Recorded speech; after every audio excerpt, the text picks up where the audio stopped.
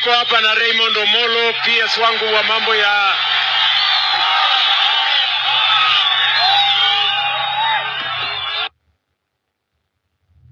Kenya na Edito.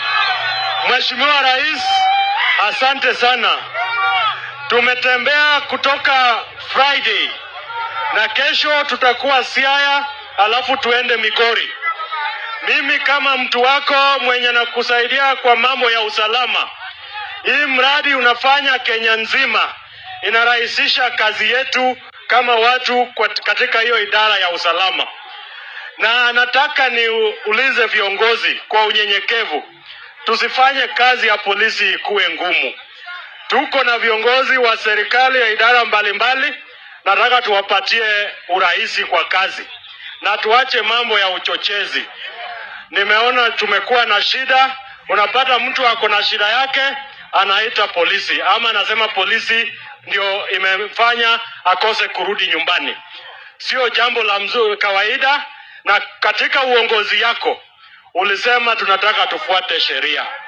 So nataka niombe viongozi wote katika taifa la Kenya, tusichochee raia kwa njia ya kujitakia mambo ya ubinafsi. Jambo la mwisho, tuko katika harakati ya kupeana vitambulisho, na kama kaunti zenye ziko boda, kaunti ya Homa Bay, kaunti ya Migori, kaunti ya Garissa, kaunti ya Wajir na hizo zingine zote, umetoa zile vikwazo zilikuwa kwa wananchi kupata vitambulisho kwa njia ya rahisi. Ningeomba vijana wa Homa Bay, watu wa Homa Bay na Wakenya wote watumie hii nafasi ili wapate vitambulisho, wachukue kura na wapate huduma ya serikali inavyopasavyo. Ya mwisho kabisa, ni President Ruto osetiyo kodwa maber kaka oganda. Omiyo kochopo higa manyien, sama jo Kenya duoke, wambe kaka oganda nyaka watime nade? Nyaka watime nade?